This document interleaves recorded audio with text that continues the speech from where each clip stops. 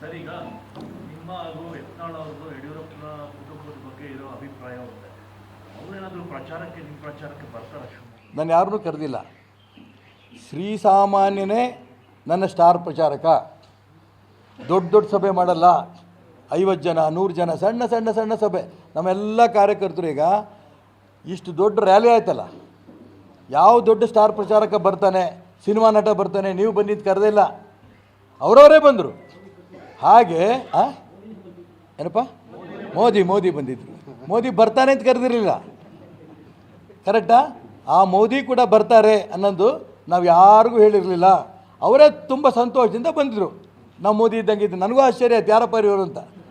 ಆ ಮೋದಿ ನೋಡಿದ ತಕ್ಷಣ ನನಗೂ ಖುಷಿ ಆಯ್ತು, ಆಶ್ಚರ್ಯನೂ ಆಯಿತು. ಅವ್ರು ನಿಂತ್ಕೋ ಅಂತ ಹೇಳಿದರು, ಸ್ವತಃ ಮೋದಿ ನಿಂತ್ಕೋ ಅಂತ ಈ ಮೋದಿ ಹೇಳಿದ್ರು. ಆ ಮೋದಿ ಮನಸ್ಸಿನಲ್ಲಿದೆ ನಿಂತ್ಕೋಬೇಕು, ಈ ಒಂದು ಕುಟುಂಬ ರಾಜಕಾರಣವನ್ನು ಮುಗಿಸ್ಬೇಕು ಅಂತ ಆ ಮೋದಿಗೂ ಆಸೆ ಇದೆ. ಅದಕ್ಕೋಸ್ಕರ ವಾಪಸ್ ತೊಗೊಂತೀವಿ ನಿಮಿಷಕ್ಕೆ ಹೇಳಿಲ್ಲ, ಅಮಿತ್ ಶಾನೂ ಹೇಳಿಲ್ಲ, ಮೋದಿನೂ ಹೇಳಿಲ್ಲ. ಅವ್ರಿಗೆ ಆಸೆ ಈ ಕುಟುಂಬದ ಅಪ್ಪ ಮಾಡಿದ ಮಕ್ಕಳ ಹಿಡಿತದಿಂದ ತಪ್ಪಿಸ್ಬೇಕು. ಬರ್ಕೊಳ್ಳಿ, ಈ ಚುನಾವಣೆಯಲ್ಲಿ ರಾಘವೇಂದ್ರ ಸೋಲ್ತಾರೆ.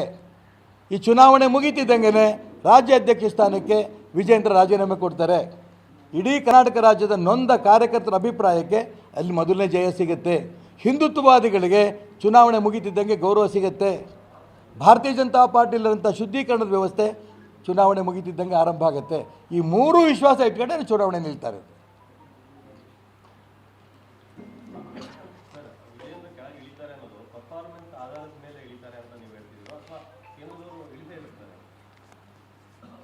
ಚುನಾವಣೆ ನಾನು ನಿಲ್ದಿದ್ದರೆ ಇದು ರಾಜ್ಯದಲ್ಲಿ ಚರ್ಚೆ ಆಗ್ತಿರಲಿಲ್ಲ.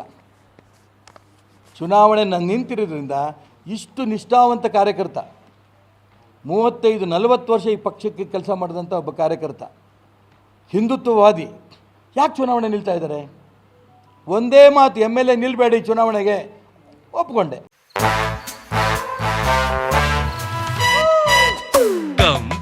Come my love, please don't say no baby, come my love. V-Guard ನ air coolers extra large cooling pad ನೊಂದಿಗೆ ಇದು ಎಂತೆಂಥವರನ್ನು ಕೂಲ್ ಆಗಿಸುತ್ತೆ.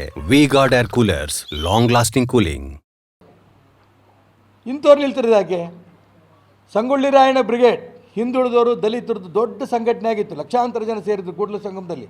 ಯಡಿಯೂರಪ್ಪನವ್ರು ಕಂಪ್ಲೇಂಟ್ ಕೊಟ್ಟರು, ಬೇಡ ಅಂದರು, ದೊಡ್ಡರೆಲ್ಲರೂ ವಾಪಸ್ ತಗೊಂಡೆ.